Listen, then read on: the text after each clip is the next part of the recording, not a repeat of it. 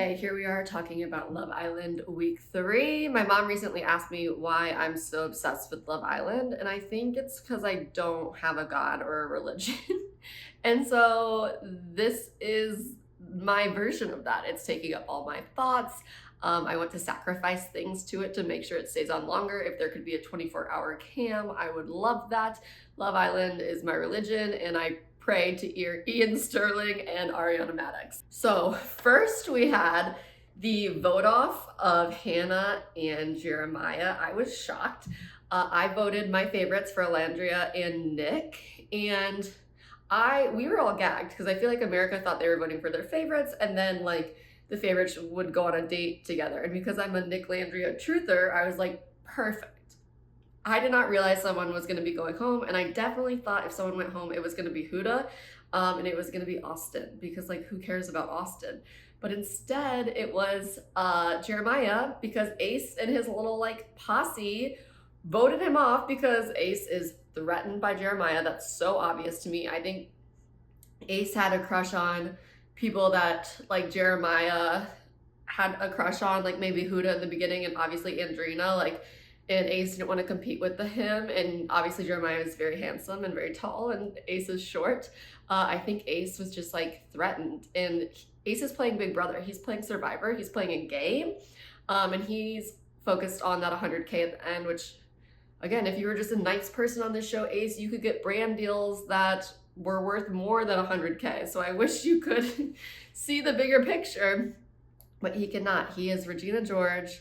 And they voted out Jeremiah, which made no sense. The reasoning made no sense. Jeremiah went on Nick Viall's podcast. Ew, hate Nick Viall. He gives me really like Republican manosphere vibes, but he went on his podcast and basically said like all the other guys they had sent home and voted home, they gave them reasons, like Charlie, but for Jeremiah, they didn't give him a reason. They just said, it's not personal, which of course then means it is personal, and the personal of it is Ace was jealous. Hannah going home shocked me to my core. Of the 3 sitting up there, I thought Iris should have gone home. I mean, I know she was making connections with TJ, but I think that Hannah, like, she was doing great with Pepe, and I feel like Amaya did deserve a chance. Also, Amaya's just great TV, so I didn't want her off my TV screen, and I'm looking at it as like, who's the best TV? Send home the person who's not the best TV. And to me, that would have been Iris. She's not really doing much, but the girls sent Hannah home. And if you look at the girls' reactions to Hannah going home versus Alandria going home, it's like night and day. So I don't know if these girls were ever really vibing with Hannah that well.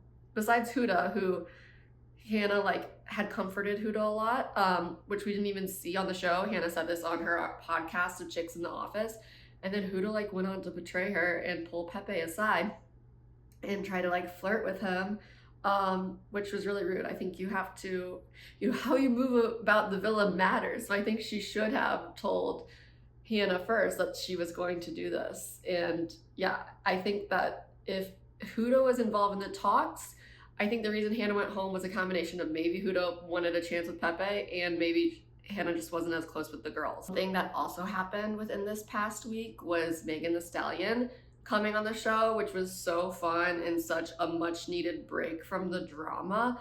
Love Island has a big budget this year, I feel. I mean, I don't know if they had to pay her because she was promoting her swim line, but yeah, I was just so happy to see her there. The girls, amazing at twerking. I got stressed. I was like, would I be able to twerk in this situation? And I have to remind myself, I'll never be in this situation. I often feel that with like RuPaul's Drag Race too. I'm like, oh my God, who would I do for Snatch Game? And then I'm like, Abby, you are not a drag queen. Don't worry about this. Why are you stressing?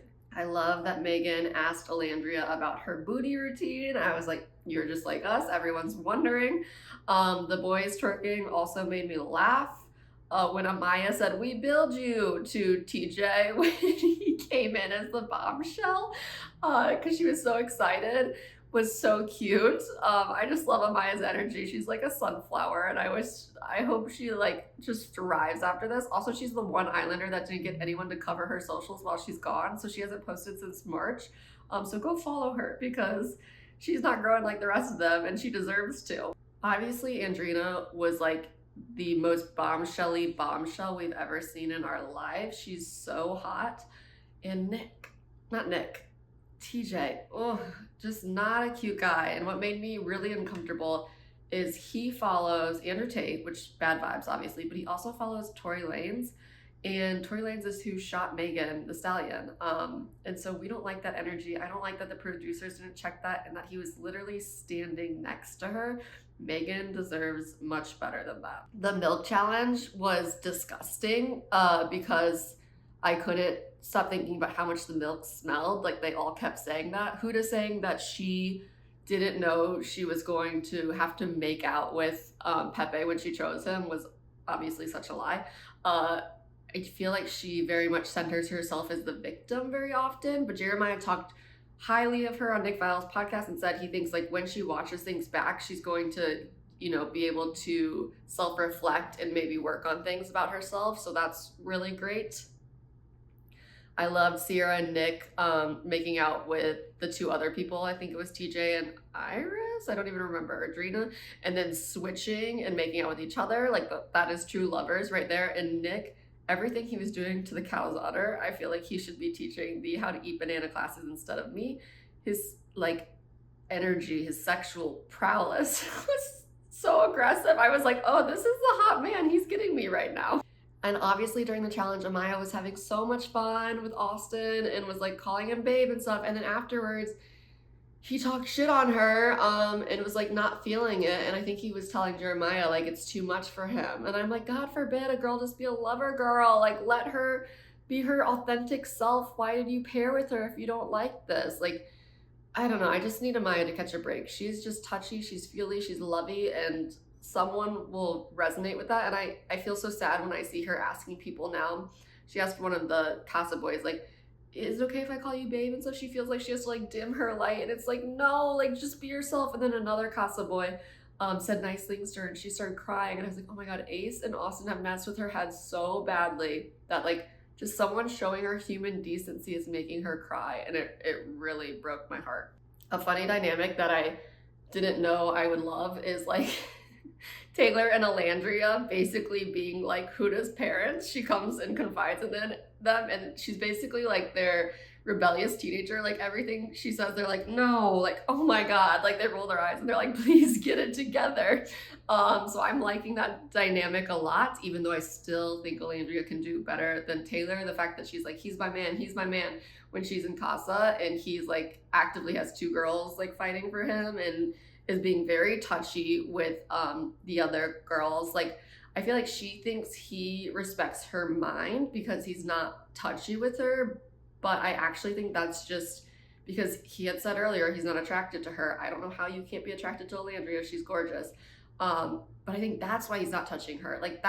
It's not their minds connecting. It's he's not attracted to her. And she doesn't see that, which is making me sad and is staying loyal when he is obviously not. The kissing competition was so interesting with the new girls and with the Villa boys because TJ was rude as hell. He's really showing the fact that he follows Andrew Tate and you could tell that Ariana was just so over him.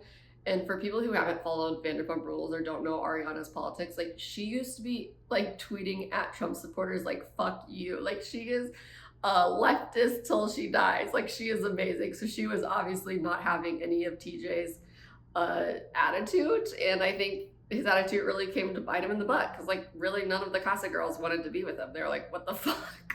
I hate these new Casa rules. I do get that the producers feel they might have to do them because there weren't really any solid couples in the villa and they wanted to push people to make new connections, but I don't like the fact that the girls have never really chose to couple up with the guys. The girls have never had the power yet in the show. There are things we haven't seen. We haven't seen the hideaway suite. We haven't seen dates. I also don't think the producers are cultivating good connections and giving Islanders opportunities to make them. So that could be why they don't quite exist yet. I do think the Casa boys are very hot. I'm loving Chris for Shelly. I hope she actually likes him and gives him a chance. And I can't wait to see Chris stand next to Ace when they're all back together and Ace see that she came back with this hot ass man. It is weird to me that everyone's gonna come back to the villa because I'm like, where is everyone gonna sleep? They're gonna be like the Willy Wonka grandparents in the bed, like four to a bed facing each other, because there's going to be a lot of people in that villa. I obviously did not want Alandria or Nick to go home, but I think that there's no way they are going home. If they did go home, it would be like more aggressive than the Red Wedding. Like I'd be so disappointed because those are the only two people in like real couples right now. But I don't think they're going home. I think one, the Nick Landria stans like me are writing a lot of fan fiction since they were in that car together. I think they're either going to go to a hideaway and watch the next like 2 days play out, and then come back and surprise the people, which I do think is, I think Love Island is playing with the Islanders' emotions too much. I think that will really hurt Sierra if she thinks that Nick's not coming back. Taylor, unfortunately, I don't think he will care that much about Alandria. But I think that the way everything's so heightened this season and people are being kicked off very often and people in couples, like I just think that the producers are doing too much, and it's always very emotional and they're always trying to like hijack the Islanders' emotions, but it just feels like so manipulative that it feels almost evil. I don't know. I don't feel good watching it even. So I hope what happens is they switch spots. I hope Alandria goes back to the villa so she sees Taylor, and Nick goes to Casa. And there's no, never their pairings or their couples are wondering like, oh my God, did they go home? I hope it's like not playing with their emotions and right away letting them know that your person's still here and now you get to choose between these two people. Just one more note, it was funny when Nick was leaving. I mean, all the boys were shocked. Ace was shocked. He's shocked to learn he's not a producer. He thought he could control everyone who was going home. But Pepe was crying, which when Hannah left, he did not seem emotional at all to me. So I was like, oh, I don't know how Pepe really felt about Hannah. But I can't believe we're getting down to the wire. We're like over halfway through with the show. I told my mom, I was like, you should catch up. Like we're only like 25 episodes in. She was like, Abby, that's an insane statement. But when you love it, you really love it. So tune in next week to see week 4, and I'm glad we're watching this together.